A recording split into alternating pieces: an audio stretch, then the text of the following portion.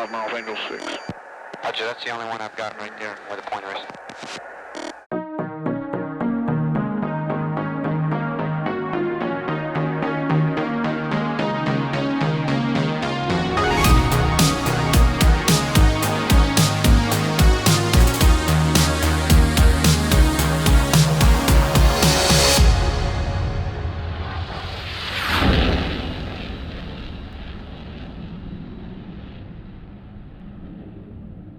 Welcome back to the DCS SITREP. I'm your host, Prickly Hedgehog, and today we look at yesterday's newsletter from Eagle Dynamics, which revealed a brand new aircraft from Czech 6 Simulations, the DCS PC-9A. This will be the first two-seater turboprop trainer introduced into the game and is an interesting evolution of trainers being introduced as full fidelity modules. We do have quite a history of trainer jets in the game right now, including Avio Dev C101 and the DCS Aero L39, which is a Czechoslovakian designed aircraft, and most recently the MB339 by India Foxed Echo. In terms of Eastern versions of prop trainers in the game, we also have the two-seater Yak 52, which is often overlooked as an effective training aircraft and was one of the key Soviet aircraft used to train Soviet pilots.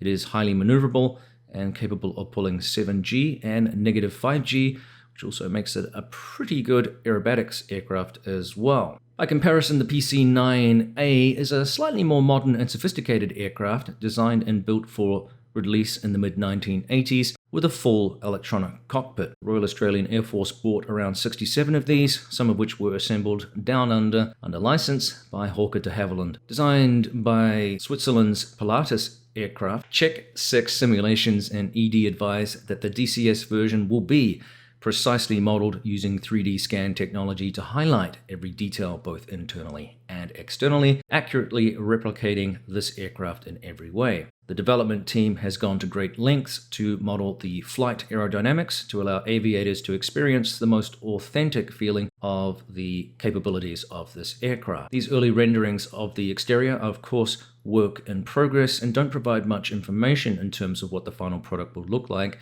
based on their earlier statement, so stay tuned for more information when it comes to hand. In addition to training, the aircraft was also used in a FAC role in the real world, so the scope of its use, well, it isn't inherently limited to just training. Community reaction appears to be mixed, with some loving the idea of having another dedicated trainer of this nature for learning using a prop-specific aircraft, which does bring some different challenges, and others less eager to spend full fidelity bucks on what is essentially just a training aircraft. While this is a legitimate concern, it should be remembered that some of these trainers are in essence potentially as complex to develop as some of the big boy aircraft, especially ones that carry small payloads and weapons.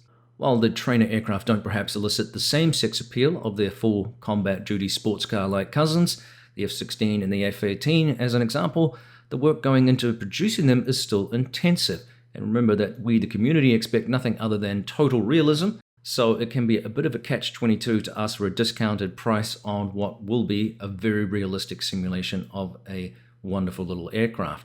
Of course, if you're not willing to pay, fair enough. There's always the free mod community too, which is a growing segment in our DCS experience. A more recent example is the SK60, which is a nifty two-seat jet trainer designed for the Swedish Air Force. Another thing to bear in mind too is that two-seat aircraft in DCS are considerably more complex to develop in terms of properly synchronizing the controls for the multiplayer environment, which is where such an aircraft will be primarily used. India Foxed Echo talked about this challenge too with their MB339 to make sure everything worked appropriately and pilots could switch between the seats. Again, this will understandably have less appeal for the broader solo player, that is a two-seater aircraft, but there is growing support for dual-player aircraft and cooperative play thanks to helicopters like the Hind more recently, and of course the Apache. Injection of planes like the C-130 is a huge fan favorite and eagerly awaited for a hopeful release this year, and somewhere down the development line, ED's tantalizing Chinook, which we got a teaser of in the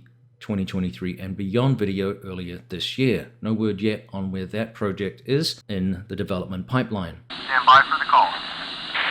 Now, it's always good to have variety in the sim, which is starting to spread its wings a lot more in the diversity of player base that we have, thanks to opportunities for things like using the C-130 and the Chinook. The Mi-8, of course, has been around for a while in the area of logistical hauling and trucking type roles, which is a legitimate and critical portion of modern combat simulation, let's be real. In addition, the growth in helicopter aircraft provides further opportunities for different types of flying experiences. Nap of the Earth, stab and run techniques, which are challenging and very fun. Much more up close, much more personal, requires a different kind of mentality when flying as opposed to being high up in the air, relatively safe from threats down below. Remember too that we still have a very strong base of players interested in area period flying in the World War II aircraft that we have, which will hopefully be supported by the new Normandy 2 map, which looks absolutely amazing. We're still waiting for that to be released.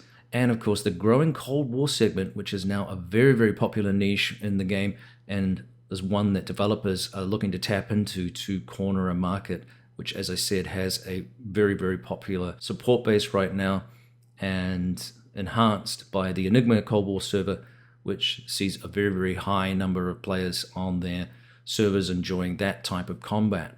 And getting back to Czech 6 simulations, if they kind of sound familiar, and if you're wondering why they're building a Royal Australian Air Force version of this trainer, well, remember, they're developing the top-end map as well, which is set in Australia. They introduced to us some recent work-in-progress shots indicating development is progressing well, and what will add another Southern Hemisphere playground outside of the massive South Atlantic map from RAAF. Basically, it's positive stuff for DCS, I feel, especially in conjunction with the potency that we have of multi-core processing, which has had a hugely positive effect on our flight experiences with the introduction of that new software in the game to take advantage of the hardware that we have. Now, speaking of RAAF, I continue to follow the development of the F-15E closely, and it's difficult to pin down an early release access date just yet, but work is definitely continuing in a positive manner.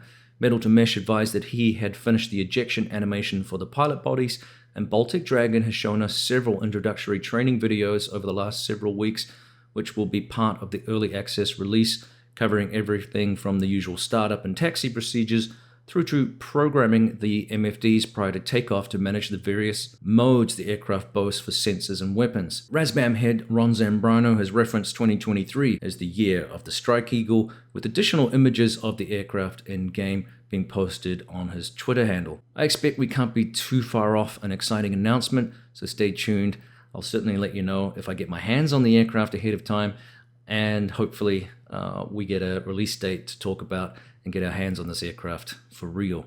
The plethora of projects in the works really is quite staggering right now for DCS World, and I simply can't keep up with all the mods the game has had from community members, contributing all sorts of things from objects to terrain textures and detailed assets such as aircraft mods. And some of the work is absolutely outstanding. Let me know if you have a favorite mod, or if there's something that you've seen recently that embellishes your experiences of the game. I know there's audio mods out there from Core and all sorts of interesting things that embellish the game a little bit and add a smidge of extra realism sometimes in portions of the game that perhaps ED hasn't covered or is not able to cover. It's quite an interesting community that we have, some very talented and creative people out there. I think that wraps up this week's SITREP. Just a small patch update this week to fix some minor errors, including that RWR issue that we mentioned last week, which ED pointed out was not picking up multiple clients. That appears to have been corrected. We'll see what next month's patch brings as we sail into the end of March this coming week.